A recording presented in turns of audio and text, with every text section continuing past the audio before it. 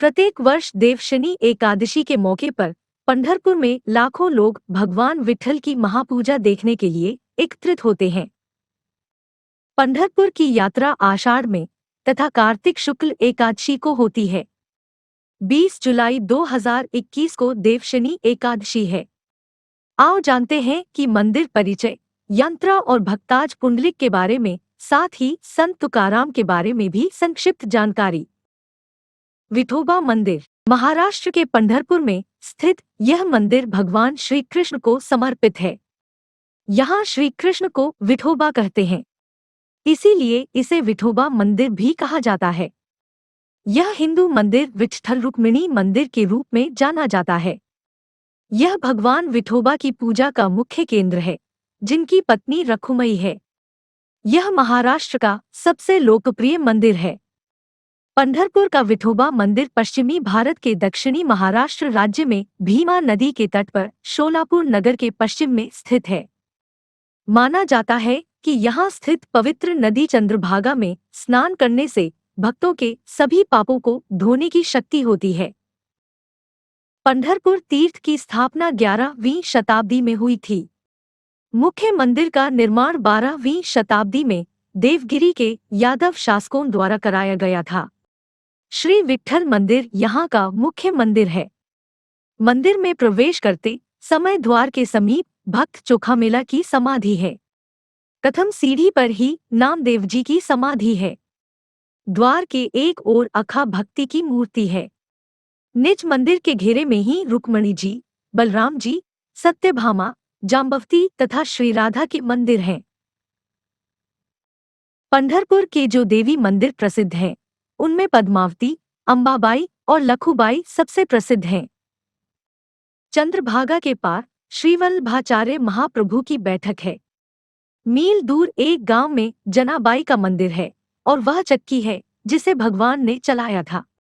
कहते हैं कि विजयनगढ़ साम्राज्य के प्रसिद्ध नरेश कृष्णदेव विठोबा की मूर्ति को अपने राज्य में ले गए थे, किंतु बाद में एक बार फिर इसे एक महाराष्ट्रीय भक्त वापस इसे ले आया और इसे पुनः यहाँ स्थापित कर दिया। पंढरपुर यात्रा, यहाँ मेला लगता है। लोग दूर दूर से यात्रा करते हुए यहाँ आते हैं। देवशनी और देवोत्थान एकादशी को वारकरी संप्रदाय के लोग यहाँ यात्रा करने के लिए आते हैं।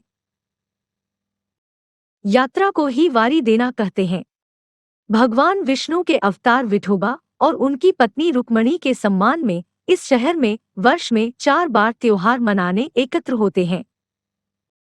इनमें सबसे ज्यादा श्रद्धालु आषाढ़ के महीने में, फिर क्रमश कार्तिक, माघ और श्रावण महीने में एकत्रित होते हैं। ऐसी मान्यता है कि ये यात्राएं पिछले 800 सालों से लगातार आयोजित की जाती रही हैं। भगवान विट्ठल के दर्शन के लिए देश के कोने कोने से पताकाडिंडी लेकर इस तीर्थ स्थल पर लोग पैदल चलकर पहुंचते हैं। इस यात्रा क्रम में कुछ लोग अलंडी में जमा होते हैं और पुणे तथा जजूरी होते हुए पंढरपुर पहुंचते हैं। इनको ज्ञानदेव मावली की डिंडी के नाम से डिंडी जाना जाता है। भक्तराज पुंडलिक 6वीं सदी में संत पुंडलिक हुए, जो माता पिता के परम भक्त थे। उनके इष्टदेव श्री कृष्ण थे। उनकी इस भक्ति से प्रसन्न होकर एक दिन श्री कृष्ण रुक्मणी के साथ प्रकट हो गए।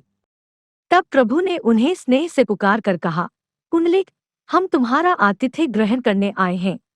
पुंडलिक ने जब उस तरफ देखा और कहा कि मेरे पिताजी शयन कर रहे हैं, इसलिए आप इस ईंट पर खड़े होकर प्रतीक्षा कीजिए, और वे पूर्ण पैर दबाने में लीन हो गए। भगवान ने अपने भक्त की आज्ञा का पालन किया और कमर पर दोनों हाथ धरकर और पैरों को जोड़कर ईंटों पर खड़े हो गए। ईंट पर खड़े होने के कारण श्री विट्ठल के विग्रह रूप में भगवान की लोकप्रियता हो चली। यही स्थान पुंडलिकपुर या अपभ्रंश रूप में पंढरपुर कहलाया, जो महाराष्ट्र का सबसे प्रसिद्ध तीर्थ है। पुंडलिक को वारकरी संप्रदाय का ऐतिहासिक संस्थापक भी माना जाता है, जो भगवान विट्ठल की पूजा करते हैं। यहाँ भक्तराज पुंडलिक का स्मारक बना हुआ है। इसी घटना की याद में यहाँ प्रतिवर्ष मेला लगता है। संत तुकाराम वारकरी संप्रदाय में कई संत हुए हैं। उनमें से एक थे संत तुकाराम 1577 से 1650। महाराष्ट्र के प्रमुख संतों और भक्ति आंदोलन के कवियों में एक तुकाराम का जन्म महाराष्ट्र राज्य के पुणे जिले के अंतर्गत देहू नामक ग्राम में शक संवत 1520 को अर्थात सन 1598 में हुआ था।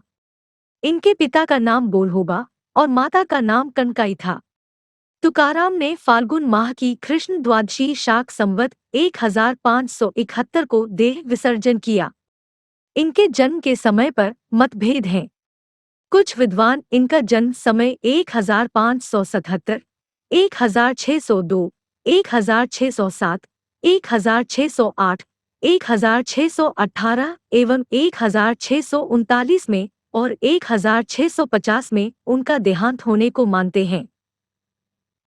ज्यादातर विद्वान 1577 में उनका जन्म और 1650 में उनकी मृत्यु होने की बात करते हैं। उन्हें तुकोबा भी कहा जाता है। तुकाराम को चैतन्य नामक साधु ने रामकृष्ण हरि मंत्र का स्वप्न में उपदेश दिया था। वे विट्ठल यानी विष्णु के परम भक्त थे।